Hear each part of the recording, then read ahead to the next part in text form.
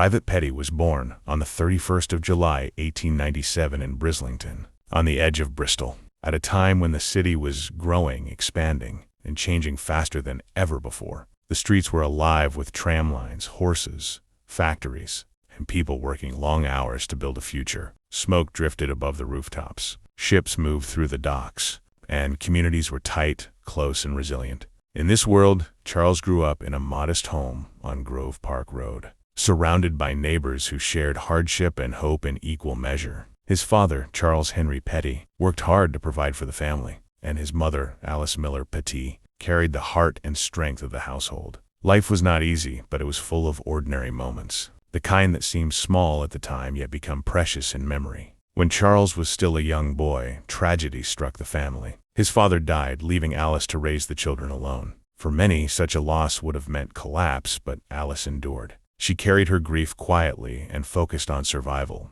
Like many women of her generation, she worked, sacrificed, and held her family together through sheer determination. She later remarried and became Alice Lippett. But her devotion to her children, and especially to Charles, never changed. She taught them discipline, loyalty, faith, and resilience. She taught them to stand firm in the face of hardship. These values shaped Charles into the young man he would become. As he grew older, Charles became part of the working life of Bristol. He worked as a conductor for the Bristol Tramways Company, traveling the streets of the city every day. He saw the markets and the docks, the crowds and the churches, the factories and the changing skyline. He was part of a generation that believed in steady work, family, and community. Like many young men, he likely imagined a future filled with ordinary hopes: marriage, children, a home, and a life built in the city he loved. But history was moving toward him, and the world he knew was about to be transformed.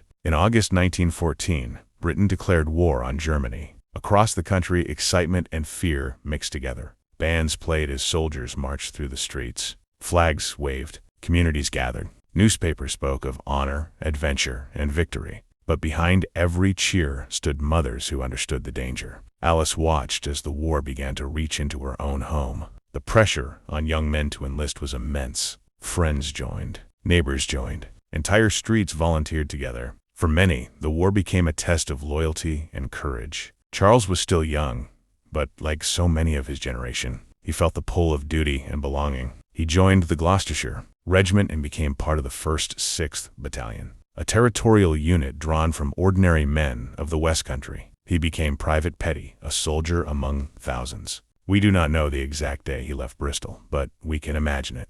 A railway platform filled with families and emotion. Final embraces, promises to return, Alice holding her son just a little longer, neither of them knowing it would be the last time they would ever see each other. Training in England passed quickly, and by March 1916, Charles crossed the English Channel to France. What he found there was beyond anything he had imagined. The Western Front stretched for hundreds of miles, a scar across Europe. Fields were destroyed. Villages had vanished. Trees stood shattered and blackened. The trenches were filled with mud, water, rats, and fear. Artillery thundered constantly. Death was everywhere. Soldiers lived in a world where danger was constant and sleep was rare. They faced not only bullets and shells, but disease, exhaustion, and psychological terror. The greatest killer was artillery. The explosions shook the ground and the mind. Many men developed what was then called shell shock. Yet letters home often told a different story. They reassured families. They spoke of comradeship and courage. Charles would have written such letters, trying to protect his mother from the truth. By the summer of 1916, the British Army prepared for a massive offensive that would become known as the Battle of the Somme. The aim was to break the German lines and end the war. Instead, it became one of the bloodiest battles in history. On the first day alone, tens of thousands of British soldiers were killed or wounded.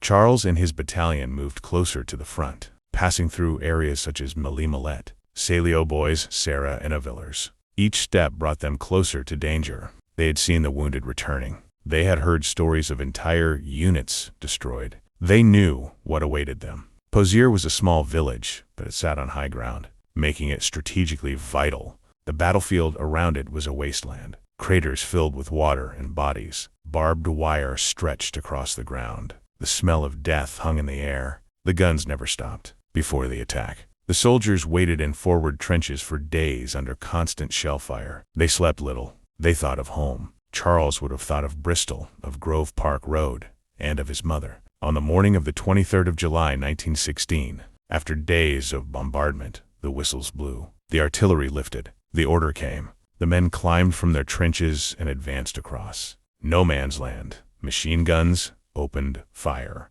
Shells exploded around them. The ground was uneven and treacherous. Many fell immediately. Others continued forward. In this chaos, Charles was wounded. We do not know how or exactly where, but his injuries were severe. He survived long enough to be carried from the battlefield by stretcher bearers, men who risked their own lives to save others. He passed through aid posts and dressing stations, moving further from the front. Eventually, he reached the hospital complex at Étaples, one of the largest in the war. At Étaples, doctors and nurses worked constantly. Thousands of wounded passed through. His injuries required the amputation of his leg, a desperate attempt to save him. Without modern medicine or antibiotics, infection was a constant danger. For days, he fought to live. On the 31st of July, 1916, his 19th birthday, Private Charles F. Petty died of his wounds. He was buried in Étaples Military Cemetery, among thousands of other young men who had left home and never returned. Back in Bristol, Alice waited. Weeks had passed without news.